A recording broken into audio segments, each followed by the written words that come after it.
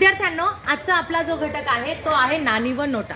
नाणी व नोटा तुम्हाला माहिती आहे, तुम्ही सर्वांनी बघितलेले आहेत. नाणी म्हणजे काय तर चिल्लर, जे ठोकळ्याच्या स्वरूपामध्ये असतात. जी चिल्लर असते त्याला आपण काय म्हणतो, नाणी म्हणतो. आणि जे कागदाच्या स्वरूपामध्ये असतात त्याला आपण काय म्हणतो, नोटा. बरोबर. मग आता तुम्हाला माहिती आहे, तुमच्या काळामध्ये तुम्ही फक्त 1 रुपये 2 रुपये 5 रुपये 10 रुपये आणि 20 रुपये हे नाणी बघितलेले आहेत.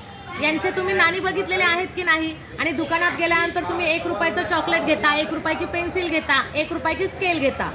मग हे नाणी आणि नोटा याच्या संदर्भामध्ये स्कॉलरशिपला उदाहरणे कसे येतात हे आपल्याला बघायचं. ठीक आहे. परंतु काही गोष्टी तुम्हाला समजून घेणं फार गरजेचे आहेत. तर सर्वप्रथम लक्ष द्या, कोणत्या कोणत्या ह्याचे नाणी असतात. 1 रुपये 2 रुपये 5 रुपये 10 रुपये आणि 20 रुपये यांच्या काय आहेत, नाणी. नोटा मात्र जास्त आहेत. तर नोटा कशा कशाच्या आहेत. 1 रुपयाची पण नोट असते, 2 रुपयाची, 5 रुपयाची, 10, 20, 50, 100 रुपयाची पण नोट असते, 200 रुपयाची पण नोट असते आणि 500 रुपयाची पण नोट असते. आणि ह्या नोटा तुम्ही बघितलेल्या असणार. बरोबर. जेव्हा तुम्ही आईसोबत बाजारामध्ये जाता तेव्हा आई तुमची चिल्लर देऊन, पैसे देऊन काय करते, भाजीपाला विकत घेते. दुकानामध्ये तुम्ही दिवाळीची खरेदी करायला जाता तेव्हा तुमचे बाबा खिशामधून नोटा काढतात, तेव्हा त्या नोटा तुम्ही बघितलेल्या असणार आहेत. बरोबर. आता आपल्याला पुढचा एक टप्पा बघायचा आहे. तर लक्षात ठेवा, 1 रुपया म्हणजे किती पैसे. 1 रुपया म्हणजे 100 पैसे. मग 2 रुपये म्हणजे किती पैसे होतील रे, 200 पैसे होतील. आणि मग 50 पैसे जर म्हटले तर तुम्हाला हे माहिती पाहिजे, 50 पैशामध्ये पण 50च पैसे येतील. म्हणजे तो अर्धा पैसा होईल. काय होईल, अर्धा रुपया. अर्धा रुपया म्हणजे काय, आता बघा, 25 पैसे म्हणजे पाव रुपये, 50 पैसे म्हणजे अर्धा रुपया आणि 75 पैसे म्हणजे पाऊण रुपये होतात. पाव, अर्धा आणि पाऊण लक्षात राहील. 15, 25, 50 आणि 75. ओके. मग यावर कशा प्रकारची उदाहरणं असतात लक्ष द्या. बघा, 5 रुपये 10 रुपये आणि 20 रुपये. 5 रुपये 10 रुपये आणि 20 रुपये या मूल्यांच्या प्रत्येकी किती समान नोटा एकत्र केल्या.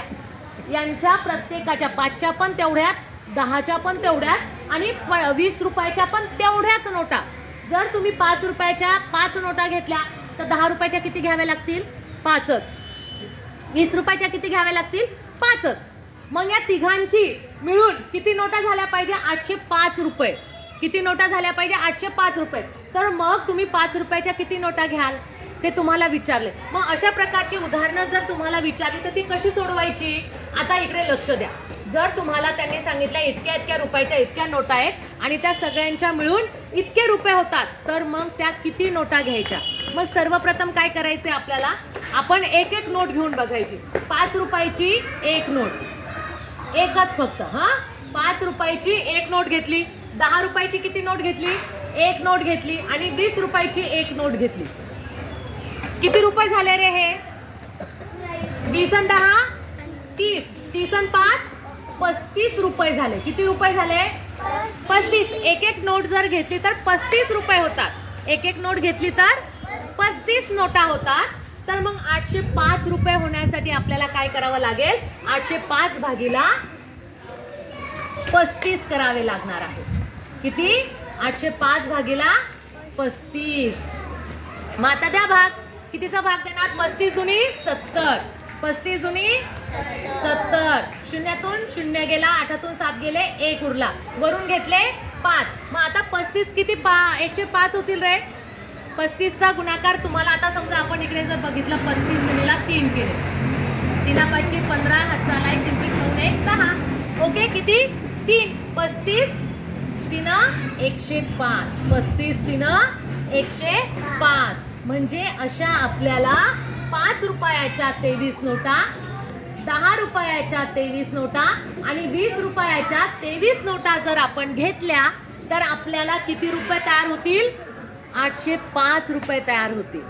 तुम्हाला जर सांगितलं ह्या रुपयाची इतक्या नोटा तितक्या नोटा अशा दिल्या तर तुम्हाला त्यावेळेस बेरीज करावी लागेल. पण तुम्हाला सांगितलं नाही की किती नोटा काढायच्या असतील आणि सर्वांची एकत्रित बेरीज दिली असेल तर तुम्हाला पहिले 1 रुपयाचे सगळ्या नोटा घ्याव्या लागतील, त्यांची बेरीज करावी लागेल आणि आलेल्या बेरजेने त्या एकूण संख्येला भागावं लागेल, तेव्हा मग तुम्हाला ती संख्या मिळेल. एकूण किती नोटा घ्याव्या लागणार आहेत आपल्याला? 23. किती नंबरचं ऑप्शन आहे? 1 नंबरचं ऑप्शन आहे. आता पुढचा प्रश्न काय आहे? 3000 पैसे. आता मला सांगा, 1 रुपयामध्ये किती पैसे असतात? 1 रुपयामध्ये 100 पैसे असतात, बरोबर आहे की नाही? मग त्यांनी काय सांगितलं? 3000 पैसे बरोबर किती रुपये? 3000 पैसे बरोबर किती रुपये? मग आता मला सांगा, 1 रुपया म्हणजे 100 पैसे, 2 रुपये म्हणजे 200 पैसे. हे काय आहे? पैसे, बरोबर?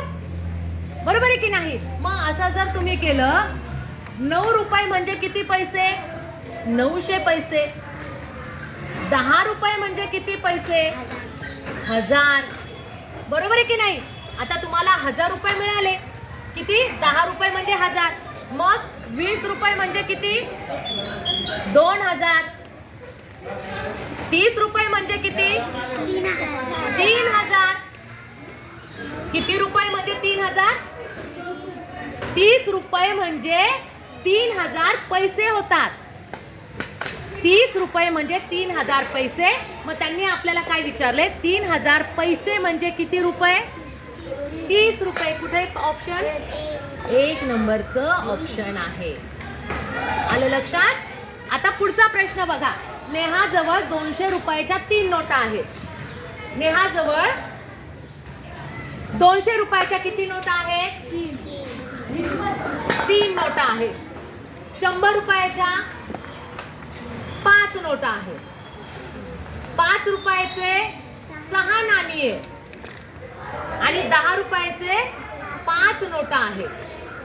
बघा, 200 रुपयाची 1 नोट, अशा 3 नोटा, 200 200 200. किती नोटा झाल्या? 600. किती नोटा झाल्या? 600. मग आपण काय केलं? 200 गुणिला 3 म्हणजे 600. 100 गुणिला 5 म्हणजे 500. 100 रुपयाच्या 5 नोटा म्हणजे 500 नोटा आहेत आणि 5 रुपयाच्या 6 नाणी आहेत म्हणजे किती झालं? 30. आणि 10 रुपयाच्या 5 नोटा आहेत म्हणजे किती झाले? 50. किती झाले? 50. मग आता करा बरं ह्यांची बेरीज. 0शी 5 आणि 3 6 आणि 5 1180. मग तिच्याजवळ एकूण किती रुपये आहेत? 1180. कोणतं ऑप्शन आहे रे? 2 नंबरचं ऑप्शन आहे. काय केलं याच्यामध्ये? फक्त आपण लिहिलं 200 रुपयाच्या किती नोटा? 3. 100 रुपयाच्या किती नोटा? 5 रुपयाच्या किती नाणी? 10 रुपयाच्या किती नोटा? यांचा गुणाकार केला, आलेल्या उत्तरांची बेरीज केली, एकूण नोटा आपल्याला मिळाल्या. तिच्याजवळ किती रुपये आहेत? 1180. 1180. मग अशा प्रकारचे जर तुम्हाला नाणी व नोटावर उदाहरणं आली तर ती तुम्हाला सोडवता आली पाहिजे. ठीक आहे.